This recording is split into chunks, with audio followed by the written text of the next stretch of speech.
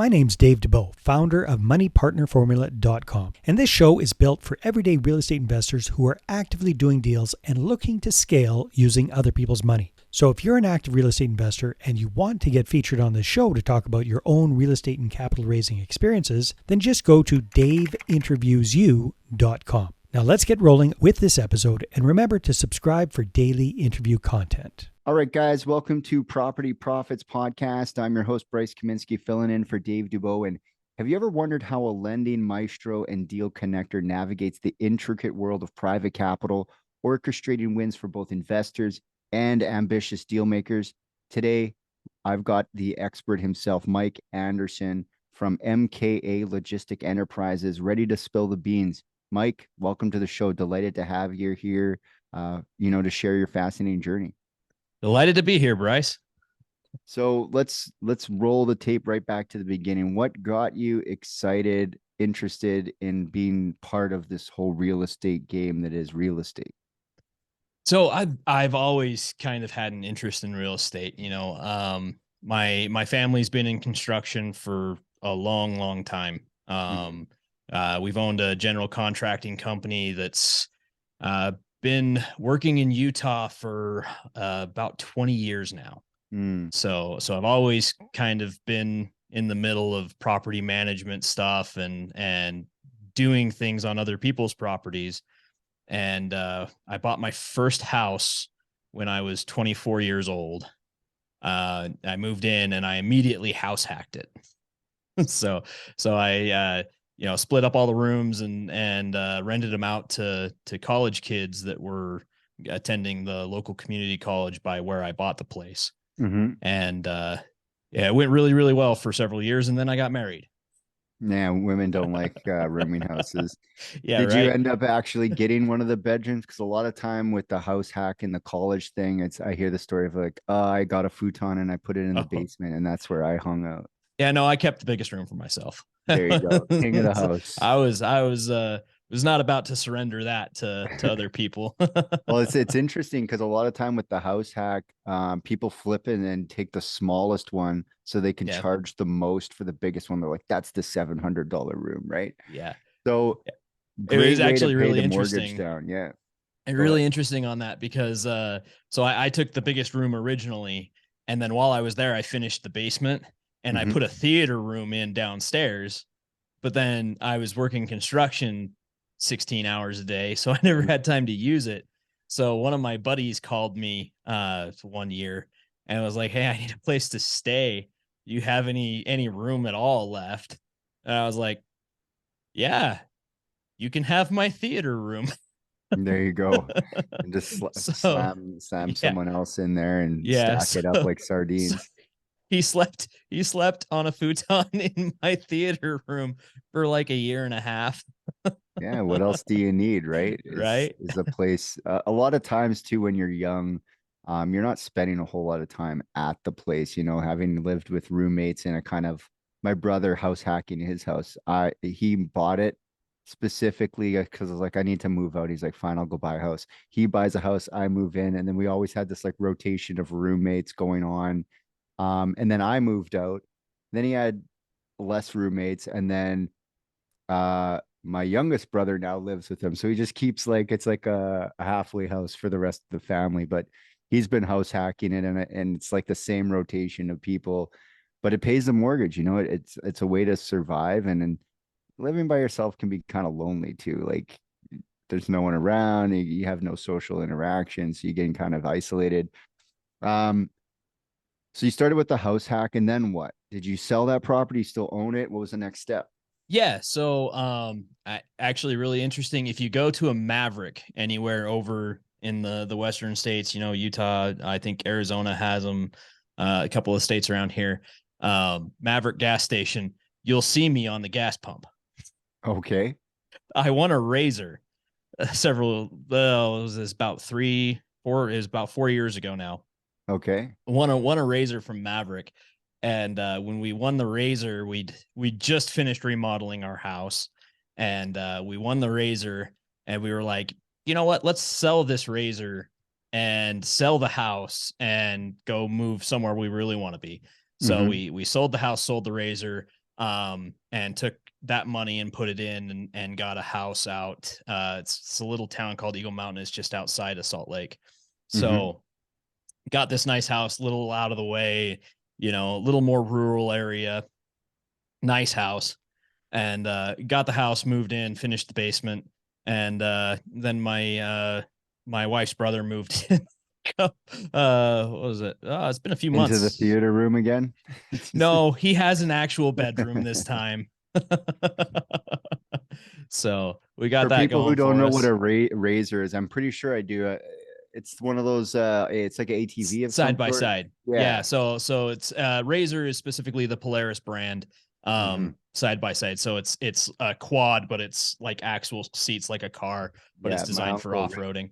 Yeah, my uncle So ripped one around in the desert in Arizona, and before we went out. He's like, "You have health insurance on that travel visa, right? Because I'm Canadian, so we're down in Arizona, and yeah. we're ripping." He's like, "You got to go fast, otherwise it's really bumpy." And he's just flying. This thing's going. It's just pretty much a dune buggy. For people who don't know, that thing is like a go-kart on steroids. Oh, they're But what did fun. you get for the Razor? What They're did you fun. get? And did you save money by buying out of Salt Lake? Like, did you keep some Yeah. cash? Did you roll it all into that Yeah, property? we rolled it pretty much all into the house, and did pretty well with it. So I think we got something like 20 grand for the Razor, Mhm. and then I don't remember exactly what we made on the house. I know I purchased that house for it was 160 grand back in 2012. Mm. And I'd refinanced it a couple of times, finished the basement, done a Yeah. bunch of stuff. And then we sold it for, I think, just under 400 Wow, there you when go. we sold it. That's appreciation right there, guys. Yeah, right. So bring us up to today then. What is it what does your real estate look like today? So then today, I'm mostly like it's really more of a side gig thing I've been doing as far as like time goes. Mhm. But I found a while back. I don't know if you've ever heard or seen any of the stuff from Pace Morby. Yeah, Um, sub two stuff and things like yeah, that. Vendor sub financing. two and lender finance and things like that. He has a group for lending called Gator, which Mhm. is a kind of cool concept. It's lending on things that most other lenders won't touch. So Yeah. when you're looking at it, it's like earnest money down and things like that. So anybody Yeah. who's a wholesaler, um, when they go to do a wholesale deal, especially as things are going forward, like if you're not putting earnest money down on stuff, you're going to start not getting as much, Yeah. because people are really looking for that earnest money and stuff like that. And It so seems what to be Gators, emerging more and more that like they're not even talking about doing a deal without earnest money down. yeah, exactly. And so what Gators do is they come in and they partner with you on it. So it's not like a typical lender, like they're not charging an interest rate type of Yeah, thing. because What I've they heard want of to do, those where they'll do the interest rate on almost like a very short bridge loan. They're like, "Oh, you need yeah, 10 grand earnest? Okay, 20% regardless of yeah, term." So it's like, okay, I'm paying 12 or something on yeah, 10. I'm paying 2, so my wholesale's like 10 and I'm keeping 8 and they're making it because I'm just not putting my capital out. And maybe it makes sense, or maybe you just want to save 10 grand, guys, if you're wholesaling and just use your earnest money. yeah. But go ahead. Yeah. But yeah, it's and it works for some people, it doesn't for others. There's a saying in business I absolutely love. It's I'm not too expensive, you're just not my customer. You know, Yeah. but it's kind of an interesting concept of these Gators. They come in, they partner with people, and they just take a chunk of the profit is what they're Yeah. looking for. So and it can be anything. Like you don't actually have to pay them money if you're doing a huge like portfolio that you're purchasing Mm-hmm. as an investor, and you need the earnest money for it, say $200,000 or whatever. Yeah. Yeah. A Gator will come in, they'll put the $200,000 in. They expect the $200,000 back and maybe a little bit extra, but you can do something like give them a door in the portfolio or So something it's like like that, you a know? custom lending. Yeah, it's much more customizable. So, you have a deal that you absolutely need something to make Yeah, it probably work. a larger multifamily or something like, oh, Yeah. I'm doing this. I'm signing like 150 doors, and the earnest money is, like you're saying, 200 grand. And they'll say, well, what do you got? And then you're Yeah. like, okay, well, maybe I can give up 10% of Yeah. the fee, and the fee is, 70. So they're making 7 on 20, 200, maybe not the loan that they want, but maybe you can get it. So how do you work? How are you involved in all that?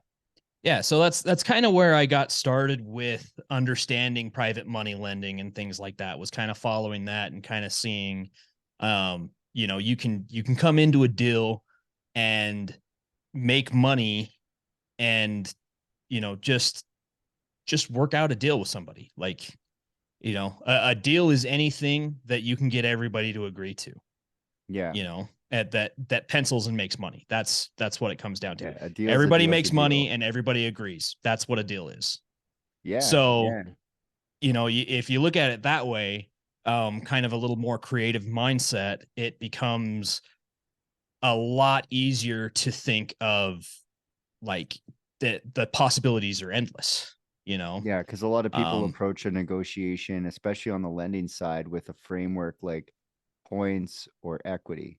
But mhm, what else can be part of that? And when you take mhm, the bounds off of a negotiation, it could be anything and be like points or yep, money, or I don't know, something weird, a lifetime supply of hot dogs or something. Like, as long yeah, as everyone yeah. can agree, um, you can make a deal. So Is where's your involvement in all that? Yeah. So what I've kind of ended up doing is, I got into it. I put my money out on deals every now and then. I've currently got my money out on a deal with a couple of investors that I've been working with. But then I'm also going, when my money is deployed, I'm utilizing my network. Mm, There's Pace loves the saying, your network is your net worth, right? mhm, mhm. And I've heard that a lot in a lot of different circles and different things. And so, I just started going, well, I have this network. How do you utilize it? Well, the way you utilize it is you find people that want to participate in lending or in investing in somebody else's deal. And you find people that need investors in their deal, and you bring them together. Yeah. It, it's like Amazon Associates, but for lending, Mhm, mhm. you know? So You're you kind of just, a you connector. build, yeah, exactly. It's a connector. So you build that network, you build the connections, you build the relationships with people, and then you bring them together. And sometimes the deal doesn't work out, and you have to have kind of the mindset of, it's business. Don't take anything personally. Because sometimes things they just don't work out. Yeah. But when they do work out, it's awesome because you're in the middle, you're helping everybody kind of get things done. You're getting this guy what he needs, getting that guy what he needs, So it's and almost you're like getting paid to wholesaling do it. money. You're Yeah, like wholesaling money. more or Because less. essentially, people are always like, oh, why is the wholesaler getting paid so much money? Like, why are they making 10 grand or whatever? And be like, look, I own the buyer's list. I found the property.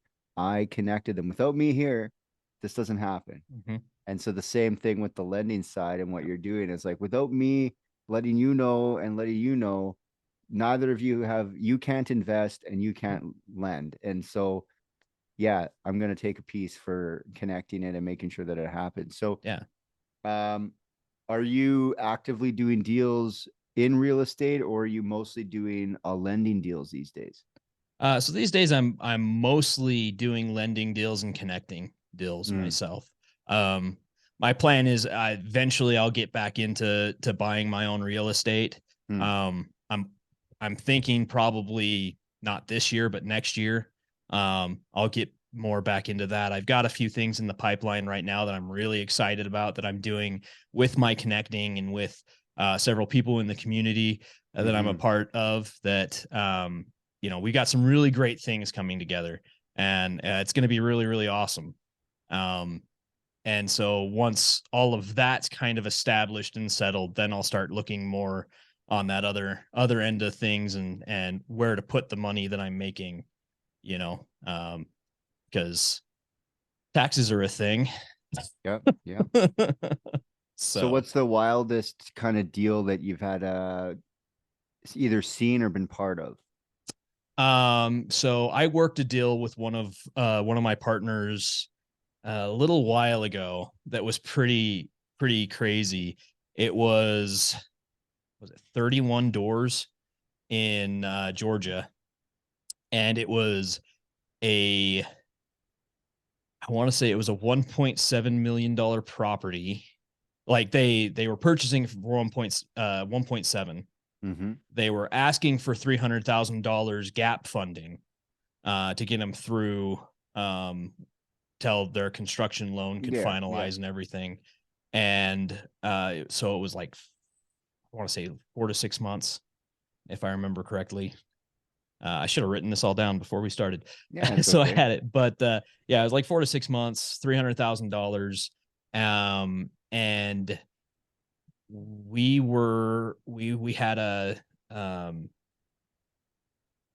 were looking at like 5 to 10% in connector fees. And then they were putting out 28% for the lender. Wow, So it that's was a very lucrative deal. Well, and that's the thing. Bridge loans usually are like towards 30%. So yep. There's people I know as lenders, that's all they do. They're like, I don't want anything to do with anything. Like if it's more than 6 months, I'm not even interested. It's got to be like, I'm a bridge loan guy. I want to be into deals for like 30 or 50 days or 60 days. And I want my 30%. And you can tack on whatever you want, but I'm getting 30 or whatever, 28%. Because there's always a lender for a loan. People sometimes feel that there's a limited amount of capital out there. Yes, there's a limited amount of capital for what you want to pay. If there's no limit to what interest you're willing to take on, you can go to like a sports bar and some guy named Tony will give you a loan. You just might not like the terms. You might just not like the terms, right? Well, and that's the thing, like with this kind of stuff, the question is always, does it pencil? Does everyone make money? Like, as long as at the end of the deal, everyone's happy, everyone makes money, the deal goes through, it's a deal, and just because you have to pay a little bit extra for because it is a riskier type of loan. It is riskier. There's no getting around that. There's a lot more risk involved in a gap loan like that than there is in a first position loan. So if you're getting a PML for a first position loan, you can get a lower interest rate and be fine. And you'll find those all over the place. If you're looking for a second position loan on a gap fund for a handful of months, and the lender has no idea if you're going to actually make it to the construction loan, or, all those different things, like there's so many contingency things that could go wrong with it. That's why they have those higher interest rates and that kind of thing.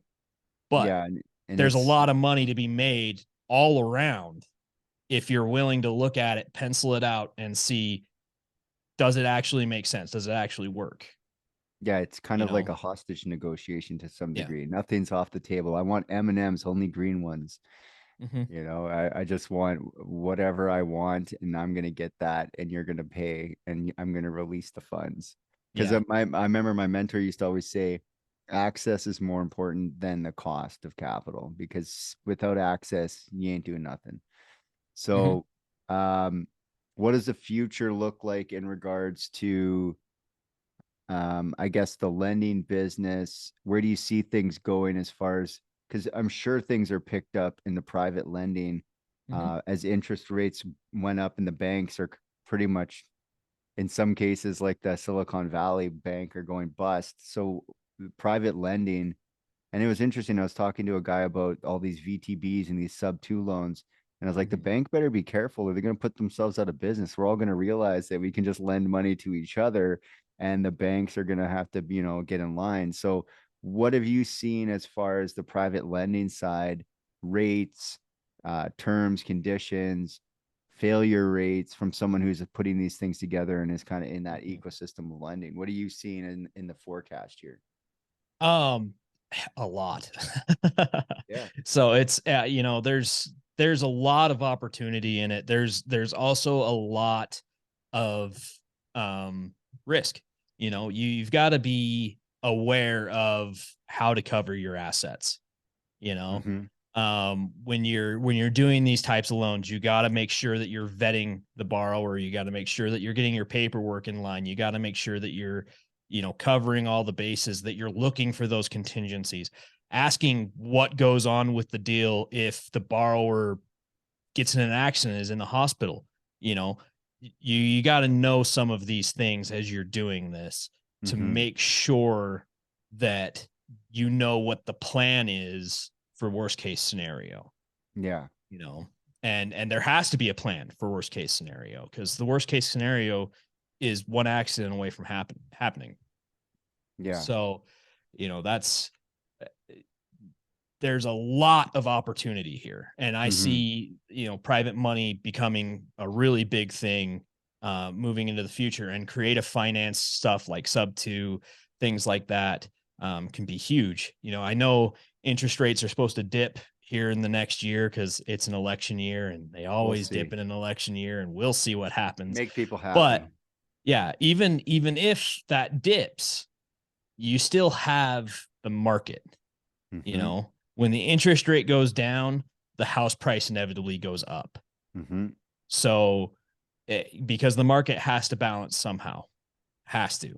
Mm-hmm. So there's always going to be a need for this kind of thing going forward. It's a great thing to not just try to get into, but to realize it's a tool in your pocket for investing and for doing these things. And if you can get out of your own head enough to realize that, you know, just because you're not making every penny that you could on a deal doesn't mean it's not a deal. You can make a lot more money by utilizing other people's money to increase the volume you can do. Yeah. And so, there's a lot of opportunity, there's a lot of growth, there's a lot of stuff to be done with private money going forward. And the other thing I like about um other people's money or private loans of that nature is they're typically more about the deal than they are about the deal maker. While you do Mm-hmm. have to have some sort of like track record that you're gonna like pull it off, or maybe it's just such a smoking deal that they're like, if this guy doesn't even pull it off, I'll just take it and do it myself, sort of deal. But it's less like the bank is really criticizing you as the lender. And when you go to a private loan, a hard money loan, a third party loan like this, it seems more deal based than the deal maker based. Not entirely, Mm-hmm. but easier to qualify for these risky Yeah. loans. The bank doesn't want to buy a broken house, they want No. fixed houses. Yeah. Well, and that's another great point with borrowers and things. When you're doing this kind of thing, private money lenders, they're going to look much more directly at your investment that you're putting in, Mm-hmm. because that's what we do. We're investors, so we know what a good deal is when we look at it. Mm-hmm. Mm-hmm. So don't go to a private money lender and expect them to just hand you money when you haven't vetted your own deal, when Mm-hmm. you haven't done the numbers, when you haven't done the due diligence on your own deal. They're going to start asking you questions. They're going to ask what your ARV is, what your repair costs are, what all of the things that are going into your deal. They're going to ask what those are. And they're going to ask for things like putting it through a title company, because title companies protect lenders. Mm-hmm. You put it through a title company, you get title insurance. You want your lender protected, because if you protect your lender and you have a good relationship with your lender, then you're going to get better rates from them. You're going to get more opportunities to work with them, Mm-hmm. and you're going to be able to get a lot more done.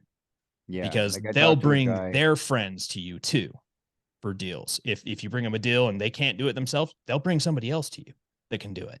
Mm-hmm. You know, that's what we do. And it's an all-around win type of thing. You have to have an abundance mindset really when you're looking at this to be extremely successful. You can be successful without that mindset.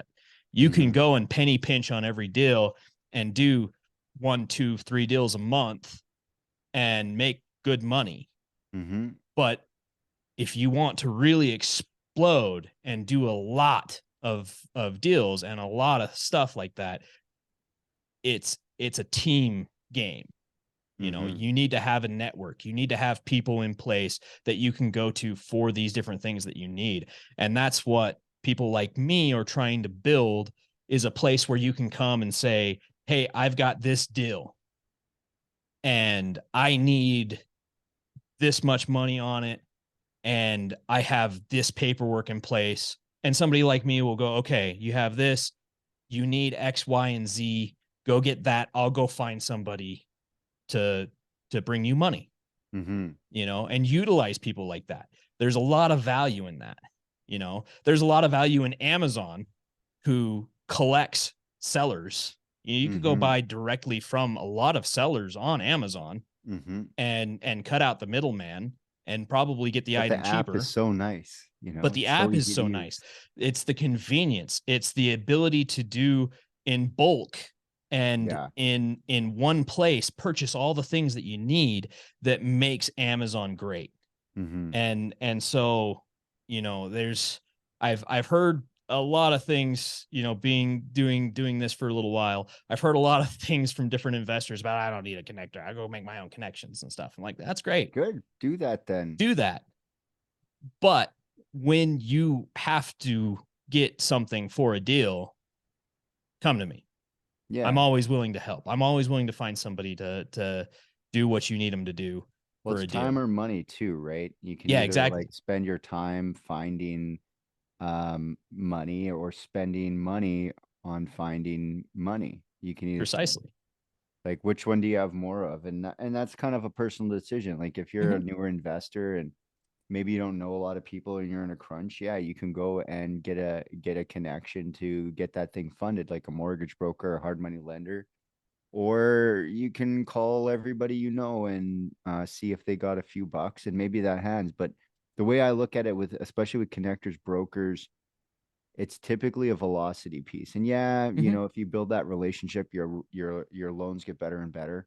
Um, but you typically will run out of money before you run out of deals, especially in the United States. Yeah. They're just So many pretty much deals. like you turn around and you're just gonna fall into another deal. But the Mhm. money, and this is one thing that I really love about connectors, hard money lenders, they're gonna tell you when you're wrong. Mhm. But someone who's just lending you money, they might just lend you money. But if you go to a hard money loan, they're gonna be like, I don't know about that ARV. I don't think you can get it done for that because I've Yeah. seen guys do that Yeah. and it didn't play out. The So you the should check number your of new numbers. wholesalers that Yeah. have contacted me and been like, "Hey, can you help me with this?" And they'll send me over the information. And I'm like, "Dude, your ARV is so bad right now." Yeah, figure it out. And you know, one of my checklists for whether something is a deal or not is the very last page of my like work down on like, is this a deal? It says Mhm. lender hesitation and it's a box that says yes or no. And if it's yes, lenders didn't become lenders because they don't know what they're talking about. Lenders Mhm. became lenders because they made money and now they're lending it to you. So listen to the lender when they say you don't have it right. You're not better than the game. You're not better than the system. You're gonna find out that um, what the lenders already told you. If you ignore the advice when they reject your hard money loan or they tell you you're wrong, you're gonna find out if you go and do that deal anyways, you think you're better than the game, you think you're going to figure it out, you think you're going to be the 1%, chances are you're going to be the 99% that found out. You know, there's a saying, around and find out. That's what's going to Bethel. happen.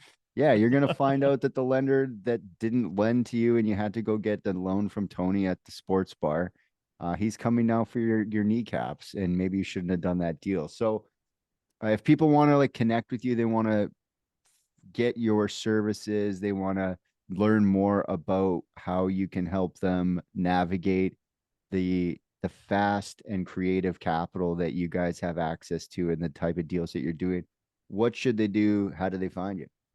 Yeah, you can find me on Facebook or Instagram. I'm more active on Facebook, but just look me up at Mikey Ray Anderson on Facebook or Instagram. Either one is the handle on both. You Perfect. can also reach out to me on the Network to Net Worth group. There's a big collection of us that we all work together on different stuff, and it's a phenomenal place to come and learn things about like what I'm doing and what some of the other guys are doing. It's a conglomeration of all kinds of different investors. Really awesome place. When you reminded me the Network to Net Worth, what is your network worth when you have a problem and no one to call? That's the thing, right? Like when you have a problem and you haven't built your network up and you have nobody to call about that problem, you got a real problem. So make sure you're connecting, make sure you're networking out there, make sure you're networking with both contractors, real estate agents, and particularly lenders, because those are the three. You know, you got to have deals, you got to have money, you got to have people. And you know, Mike, I really appreciate you stopping by and letting people know that, you know, maybe the bank isn't the only place you can get money. Yeah. Love it. Always remember, it's less about what you know, more about who you know. Yeah, there's people who know nothing and got real far by who they know. So yeah, I appreciate it. Until next time, guys, we'll catch you on the next episode. Hey there, I really hope you enjoyed that episode. And as always, if you want to listen to more daily interview content, make sure you subscribe. And if you're an active real estate investor and you're doing deals and you'd like to get featured on this show, then just head over to daveinterviewyou.com. Now at moneypartnerformula.com, we help real estate investors to create a process for predictably getting capital so they can do more deals without relying on hard money lenders or the banks. We do this by building them a private capital marketing system. Now, if you want help turning yourself into a big money capital attraction machine, then book a call with our team to see how we can help. Just visit moneypartnerformula.com to find out more. All right, take care, and we'll see you on the next interview.